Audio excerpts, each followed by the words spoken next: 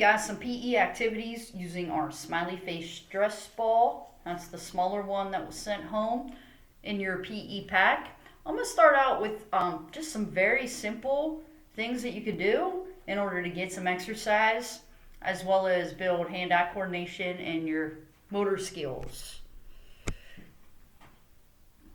Okay, so very simply, starting at the basic beginner level, I could just do a simple toss and catch with two hands.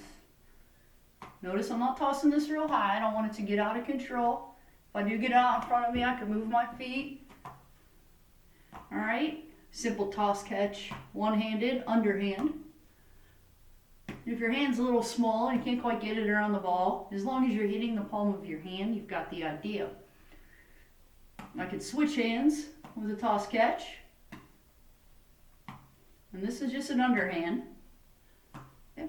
I can also use an overhand catch where I'm kind of like almost snagging it out of the air.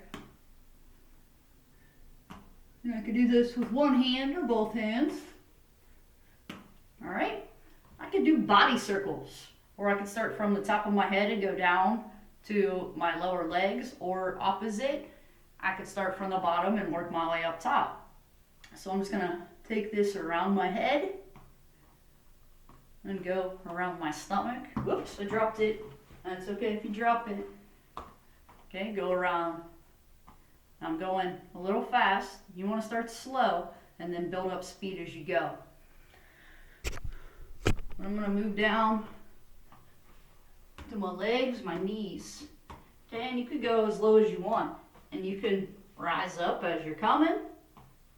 Okay, I'm now around my head. All right, so simple little things like that you could do just with that ball in order to get your blood flowing, to get maybe your heart beating a little bit, but also for your motor skills, your hand-eye coordination. More advanced technique I can do with this is I can put my feet shoulder width apart and I could go figure eights with it through my knees. Okay, and I could do this all the way up and down my legs if I want to raise to. And I could feel that starting to burn a little bit in my legs, so I'm working my leg muscles as well as building that hand-eye coordination and working those motor skills. All right, so very simple little PE activities you could do. Commercial comes on while you're watching your favorite TV show. Grab your ball, or even while you're standing up there watching it, and do those simple things. But again, little tosses if you're in the house. Okay, little movements in the house. I don't want your parents getting mad at me because you're breaking stuff, okay? We can also practice our martial arts blocks and punches using our ball. And the way I do this with the younger kids, I always tell them, see, I named my ball, his name's George. You don't have to name your ball, it's kind of silly. But if you want to, give him a name, what the heck? All right, so George is going to be starting looking out. He's going to start looking at the ceiling. He's in the palm of my hand. And I just close my hand around him like that. Now, can you squeeze it a little harder to make a good fist? You can, but this is more to get the motion of the technique down. Get the muscle memory in your brain so you don't have to think about it every time you're going to chamber your technique. So George is starting to palm up as I'm doing punches. And I'm going to bring it out. And then when I twist my punch, George is smiling at the ground. So I bring it back, he's smiling at the ceiling. I twist it out, he's smiling at the floor or the ground. Do it a few times with that hand. And I put him in my left hand.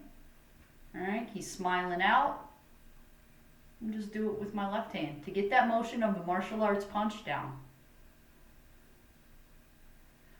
Then when I get good with using one hand at a time, I'm going to want to start switching my punches. All right? You don't necessarily have to make sure the smile is facing out on these. So I punch, I take it and I put it in the other hand and I punch, and I take it and I put it in the other hand and I punch. So all I'm doing is bringing it and putting it in the other hand. Punching. Punch. Punch. Punch. Okay, pretty simple. With my blocks, if I start one at a time, George starting between my palms, gripping him, and just coming up. He's smiling at the ceiling, and then he's smiling straight out at you. Okay, this is your high block. Smiling at the ceiling, smiling at the camera. Ceiling, camera, ceiling, camera. And then I put them in the other hand the same way. Ceiling, camera, ceiling, camera. When I get good with one hand, doing one hand at a time, I want to go ahead and switch those hands. So he's going to start out in my non-blocking hand, my chambered hand. And again, when you get good at this, you shouldn't be paying attention to which way George is smiling.